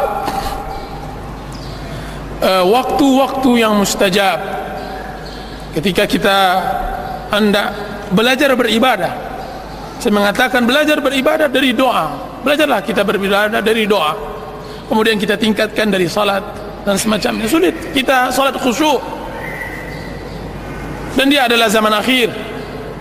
Sebagaimana Rasulullah SAW katakan, akan datang nanti di akhir zaman, sebanyak itu orang salat, sebanyak itu pula yang tidak ada yang khusyuk, sebanyak itu pula yang tidak khusyuk. Bagaimana khusyuk? Hati masih kuat ikatannya dengan dunia, dengan harta. Maka jika seandainya kita mulai dari doa, maka alangkah mudahnya untuk belajar beribadah dari doa. Maka cari waktu-waktu yang mustajab. Ibnu Qayyim rahimahullah mengatakan, orang yang berdoa persis seperti orang yang memanah. Orang yang memanah, pertama harus ada sasaran, yang kedua harus ada panah yang lurus, panah yang lurus, busur yang benar, dan yang ketiga harus ada tenaga yang menarik panah tersebut sehingga dia akan meluncur keras tepat pada sasarannya. Tiga syarat ini harus ada dimiliki oleh seseorang untuk dimustajabkan doanya oleh Allah Azza wa Jalla. Maka sasarannya adalah Allah, sasarannya adalah Allah. Hendaklah dia berdoa kepada Allah Azza wa Jalla dan tidak berdoa kepada selainnya, karena berdoa kepada selainnya adalah kelemahan, adalah kehinaan. Dan yang kedua, busurnya yang lurus adalah doa yang datang dari Rasulullah SAW. Banyak orang sekarang berdoa, mengarang-arang doanya, tidak sampai, tidak benar. Zaman sekarang musim berdoa, banyak orang berdoa tidak benar doa. Ya Allah, berikanlah aku harta yang banyak. Ya Allah, masukkan anak saya ke sekolah anu dan sekolah anu. Ya Allah, berikan saya istri begini dan subhanallah. Siapa tahu, siapa yang engkau dari mana engkau tahu bahwa kekayaan yang nanti Allah berikan akan memberi manfaat kepada anda? Dari mana pula anda tahu ketika anda diterima di sebuah sekolah pendidikan dan semacamnya, sekolah dan pendidikan tersebut bermanfaat untuk dunia dan akhirat anda? Berdoalah sesuai dengan doa Rasulullah SAW, doa yang ada di dalam Al-Quran atau Sunnah Rasulullah, karena dia adalah busur yang kokoh. Dan cobalah memahami sedikit demi sedikit doa. Dan alangkah bagusnya yang dikarang oleh guru kita Syekh Abdul Razak bin Abdul Muhsin Al-Badar dalam karangannya Fiqhud Doa, fikih doa. Pahami di sana bagaimana fikih doanya Rasulullah SAW. Dan yang ketiga, tarikan kekuatan tersebut adalah dorongan kepentingan. Seseorang yang tidak mau penting, tidak butuh dengan doa tersebut, bagaimana dia akan khusyuk? Yang akan bisa dikabulkan oleh Allah Azza wa Jalla benar-benar ada orang terdesak, orang-orang yang memang sangat membutuhkan, orang-orang yang memang sangat menginginkan terrealisasinya doa yang dia sanjatkan tersebut. Jadi kekuatan itu. Apa kata Ibnu Qayyim? Tidaklah tercipta tiga syarat ini kecuali Allah Subhanahu wa taala akan kabulkan doanya. Maka Allah akan kabulkan doanya. Bagaimana kalau seandainya tidak dia dapatkan pengaruh pengkabulan itu? Maka kita katakan Allah memberikan tiga pahala, tiga keutamaan bagi orang yang berdoa. Kalau Allah tidak kabulkan, berarti Allah jauhkan musibah setimpal dengan doa yang dia lakukan tersebut. Misalnya, dia berdoa kepada Allah untuk mendapatkan mobil Mercedes. Ya Allah, berikanlah mobil Mercedes. Tetangga sebelah sudah mendapatkan mobil Mercedes pula, misalnya begitu. Dan bermunajat dan serius dia memintanya. Seorang mukmin kalau tidak dikabulkan, wah udah 10 tahun saya berdoa Ustaz untuk mendapatkan mobil Mercedes. Jangankan Mercedes, istri memang Sides namanya, istri dapat, akan tapi Mercedesnya tidak dapat. Maka kita katakan absyir, bergembiralah engkau wahai muslim. Kalau tidak Allah kabulkan doa anda, maka Allah akan gantikan dengan musibah yang seharusnya menimpa anda tidak jadi musibah. Ini yang kadang-kadang kita kurang pahami. kita katakan bahwa jauhnya seseorang dari musibah itu tidak sebuah kenikmatan. Kenapa? Karena kita tidak pernah menghayati. Saya punya kawan, dia mengatakan begini, apa katanya? Alhamdulillah, barusan dia baru balik dari kendaraan motornya. Qadarullah Ustaz, satu senti lagi kalau seandainya saya tidak kuat-kuat pegang, saya kebetulan ingin mendahului sebuah truk. Tiba-tiba di depan saya truk pengangkat motor yang panjang itu lewat dengan kecepatan kuat, cepat. Kemudian kata dia hanya sejengkal, tidak 1 senti.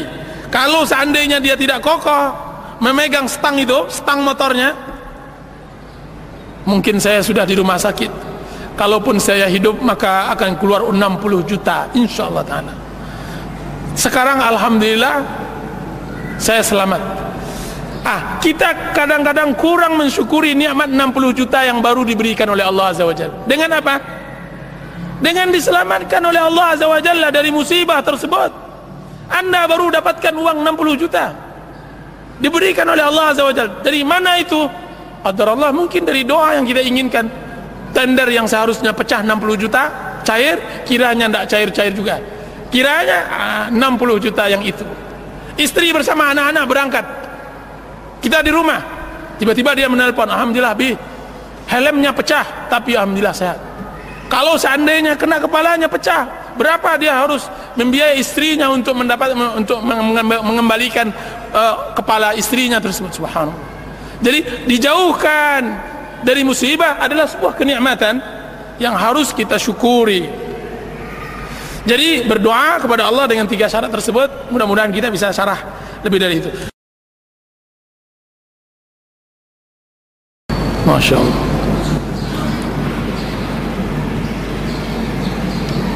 Apa kata Ibnul Qayyim? Sungguhnya maksiat bermula dari mata. Ketika mata dibuka, maka nampaklah semua hal. Maka dia akan letih sendiri untuk menyelesaikan apa yang ia nampakkan. Mata ini ketika dia melihat semuanya, maka dia akan letih. Dan mata harus dijaga sebagaimana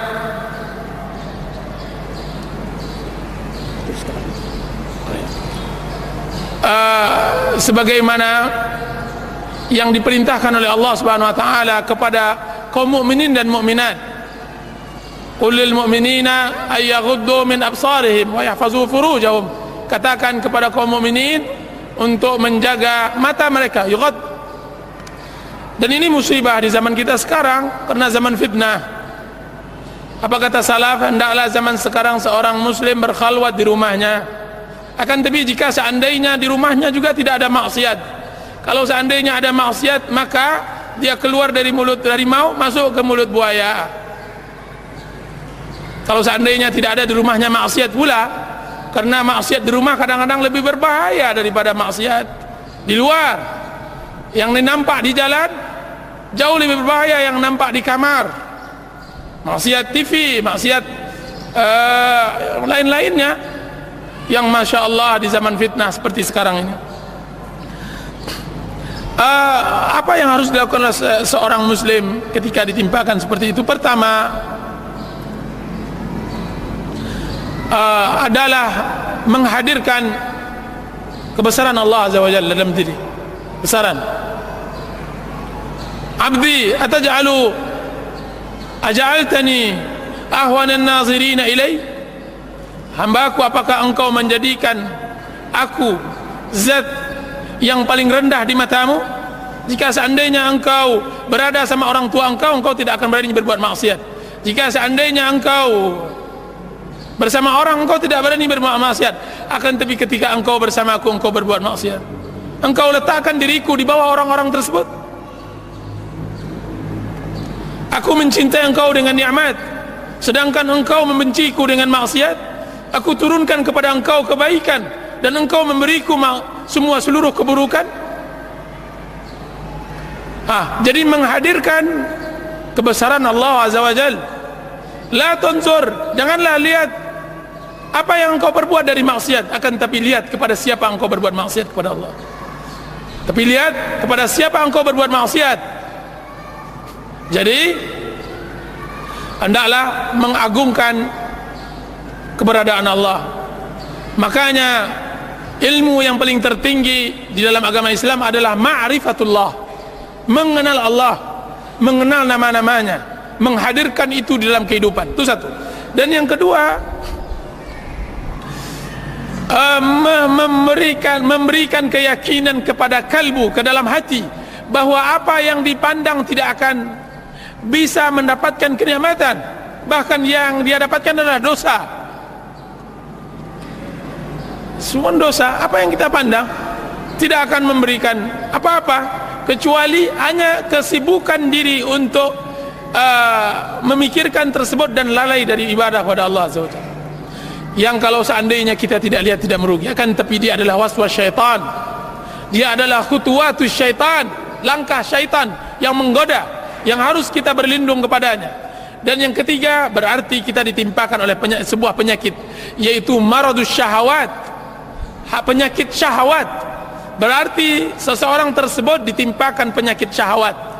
Manusia kebanyakannya ditimpa dua penyakit, penyakit syahwat atau syubhat. Orang yang seperti kita ini, yang ditanyakan seperti itu, adalah penyakit, ditimpakan penyakit syahwat. Maka membersihkannya, sabunlah ia dengan istighfar. Kalau memang sulit untuk istighfar, maka panaskan ia dengan bersempuh dan bertawakal kepada Allah Aziz dan Jalal. Jika seandainya juga tidak bisa, maka hendaklah dibelikan pembersih. Kalau tidak cukup untuk pembersih pakaian, maka pembersih lantai, dengan bersempuh di hadapan Allah Azza wa Jal, dengan mengakui kelemahan diri dan membesarkan dan mengagungkan Allah Azza wa Jal. Jadi hendaklah seorang muslim benar-benar penyakit hatinya itu harus diobat. Ibnu Qayyim rahimahullah mengarang kitab Al-Jawabul Kafi liman sa'ala an dawa'is syafi, jawaban yang puas bagi orang yang bertanya untuk sebuah obat yang bisa menyembuhkan. Atau dalam karangannya dengan judulnya yang berbeda tapi buku yang sama, yaitu Ad-Da' wa Dawa, obat dan penyakitnya, atau penyakit dan obatnya. Dan itu buku tersebut menerangkan tentang jawaban dari pertanyaan yang ditanya oleh saudara kita ini. Wallahu ta'ala alam. Hendaklah dibaca buku itu.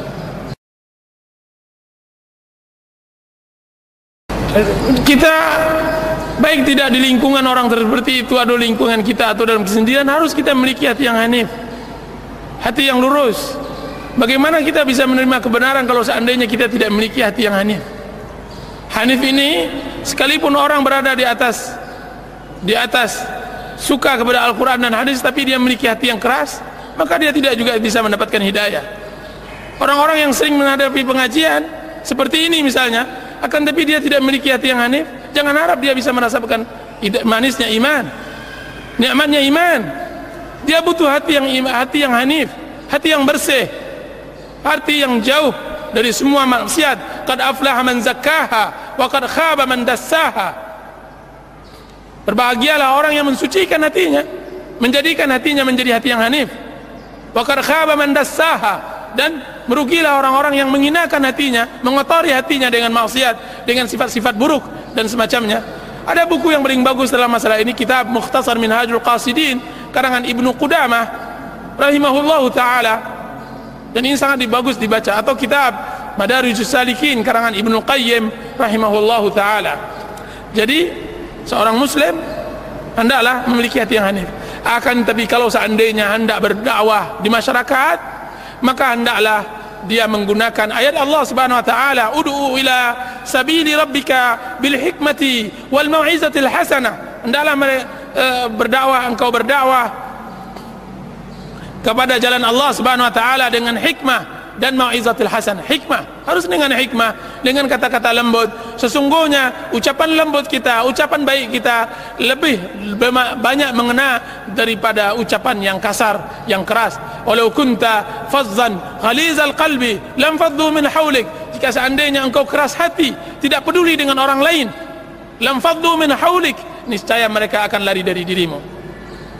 Jadi kita harus berdakwah dengan ilmu dan akhlak. Dengan ilmu, dengan akhlak. Ada sebagian orang berilmu akan tapi tidak berakhlak. Ada sebagian orang beragama tapi tidak berakhlak. Apa buktinya? Sabda Rasulullah SAW kepada setiap wali wanita untuk berhati-hati memilih pemudanya, untuk berhati-hati memilih suaminya, calon suaminya. Rasulullah SAW bersabda, diriwayatkan oleh Imam Tirmidzi dan hadis itu sahih, "Idza ja'akum man tardawna dinahu wa khuluquhu fazawwijuhu illa taf'aluhu takun fitnatun fil ardi wa fasadun 'arid." Jika seandainya datang kepada kalian, wahai orang tua wanita, wahai orang tua wali-wali gadis, laki-laki yang engkau relakan agama dan akhlaknya. Lihat, Rasulullah membedakan antara agama dan akhlak. Karena banyak orang yang beragama duduk di pengajian akan tapi lari dari hutang, tidak mau bayar hutang. Ada yang masya Allah akhlaknya seperti akhlak binatang. Benar, hatinya belum masuk iman. Qalatil Arabu amanna. Orang-orang Arab dalam surat Muhammad dikatakan qalatil Hujurat, qalatil Arabu amanna qul lam tu'minu walakin qulu aslamna. Orang-orang Arab mengatakan kami telah beriman. Allah mengatakan belum lagi beriman, belum lagi masuk iman dalam hatinya. Baginya hutang baginya mudah. Ada sebagian orang yang sering mengaji akan tapi kasar terhadap istrinya, tidak mengerti tentang hak dan kewajiban, tidak mengerti tentang hak tetangga dan semacamnya. Ada orang yang sering mengaji akan tapi tidak mengerti tentang hal yang baik. Dan mudah-mudahan yang hadir di sini tidak ada satupun dari apa yang saya sebutkan ini. Berarti seorang muslim harus pandai agamanya dan baik akhlaknya. Ada seorang wanita datang kepada saya, sekarang saya baru tahu ya Ustaz, menyesal saya memilih laki-laki yang masya Allah. Saya lihat penampilannya sunnah, multazim, akan tapi demi Allah dia tidak pernah membahagiakan satu hari dalam hidup saya. Dia hanya bisa mengerti menuntut, dia hanya bisa mengerti meminta, kan tapi tidak pernah memberi. Dia hanya bisa mengerti memukul, kan tapi tidak pernah maafkan. Dia hanya bisa mengerti apa untuknya, kan tapi tidak pernah apa antasnya. Dan ini akhlak yang tidak baik. Dan ini harus kita robah. Dengan apa? Dengan hati yang bersih. Perbaiki akhlak kita, perbaiki agama kita. Mudah-mudahan Allah Subhanahu wa taala merahmati kita. Wallahu taala alam. Yang kita takutkan adalah su'ul khatimah, ya ikhwan. Su'ul khatimah diriwayatkan oleh Abu Dawud dan disebutkan di dalam kitab Jami' Ulum wal Hikam karangan Ibnu Rajab, hadis sahih yang juga diriwayatkan oleh Imam Bukhari dalam kitab Adabul Mufrad, bahwasanya Rasulullah SAW bersabda, "Inna ahadakum la ya'malu bi 'amali ahli jannah hatta la yakunu bainahu wa bainal jannati illa dhira' fayasbiqu alaihi alkitab fay'amalu bi 'amali ahli an-nar fayadkhuluha." Sesungguhnya salah seorang kalian beramal dengan amalan penduduk surga, kemudian kitab mendahulinya, kemudian membuat dia beramal untuk sehingga antaranya dengan surga tersebut hanya sebatas tinggal satu depa lagi, sampai kitab menentukan lain kepadanya, kemudian dia beramal dengan penduduk neraka, kemudian dia masuk neraka tersebut. Wa inna ahadakum la ya'malu bi 'amali ahli an-nar hatta la yakunu bainahu wa bainal an-nar illa dhira'. Sungguhnya salah seorang kalian beramal dengan amalan penduduk neraka sampai antaranya dengan neraka tersebut hanya tinggal satu depa, satu jengkal masuk neraka. Fayasbiqu alaihi kitab, kemudian kitab menerangkan lain padanya, menentukan lain. Fayamalu bi amali ahli jannah, kemudian dia mengamalkan sekali dengan amalan penduduk surga, kemudian memasukinya. Disebutkan tambahan riwayat tersebut oleh Imam Bukhari dalam kitab Adul Mufrad, beliau mengatakan fima yabdu linnas, kiranya orang yang pertama yang beramal dengan amalan surga dan akhirnya masuk neraka itu adalah orang yang beramal tapi tidak dalam hati. hanya untuk nampak oleh manusia, tidak pernah sepenuh hatinya. Salatnya hanya ketika dilihat oleh orang, tidak pernah khusyuk, tidak pernah hadir. Kajiannya hanya sungkan, hanya karena hendak bertemu dengan kawan-kawan, kan, tapi tidak hanya untuk menyempit-nyempitkan bumi saja, hanya memperbanyak bilangan, akan tapi tidak menambah kualitas. Ini orang yang beramal seperti ini tidak baik. Dia adalah sampah bumi, sampah bumi, dan ini berbahaya. Ikhwan, kita beragama Islam harus dari hati, harus dari hati. Datang ke sini harus dengan hati. Jika seandainya hati ini tidak baik, maka tidak baiklah. Inna fil jasadi mudghah, sesungguhnya di dalam jasad itu ada satu gumpalan. Idza saluhat saluhal jasadu kullu. Jika seandainya dia baik, baik pula semuanya. Jadi kalau seandainya tidak mau mendapatkan su'ul khatimah, maka hendaklah beramal ikhlas kepada Allah. Dan alangkah sulitnya ikhlas, alangkah sulitnya ikhlas. Dan yang kedua, beramallah berbaik, berbuat baiklah. Apa kata Allah Subhanahu wa taala? Wa amma man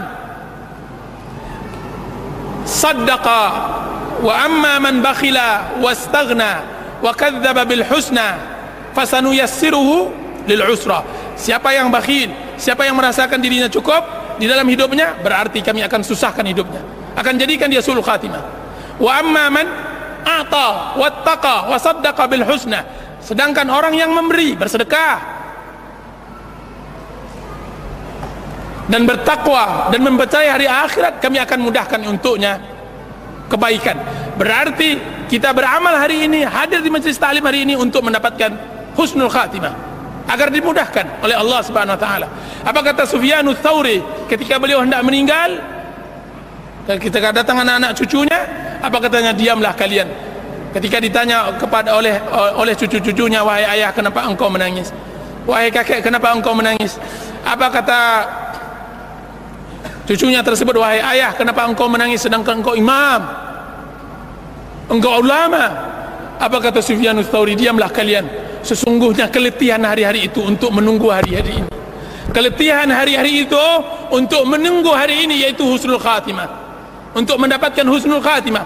Keletihan kita hari ini untuk mendapatkan husnul khatimah. Dan kita mohon kepada Allah agar Allah Subhanahu wa taala berikan kita hidup husnul khatimah. Jangan mati di atas maksiat kepada Allah Azza wa Jalla, agar memudahkan kita untuk bisa menerima kebenaran, membawa ubun-ubun kita kepada kebenaran, memberikan kepada kita hati yang lembut, air mata yang mengalir, kemudian badan yang khusyuk, khudu' kepada Allah Azza wa Jalla. Innahu waliyyu dzalika wal qadiru alaih. Subhanakallahumma wa bihamdika asyhadu an la ilaha illa anta astaghfiruka wa atubu ilaik. Sallallahu ala nabiyyina Muhammad.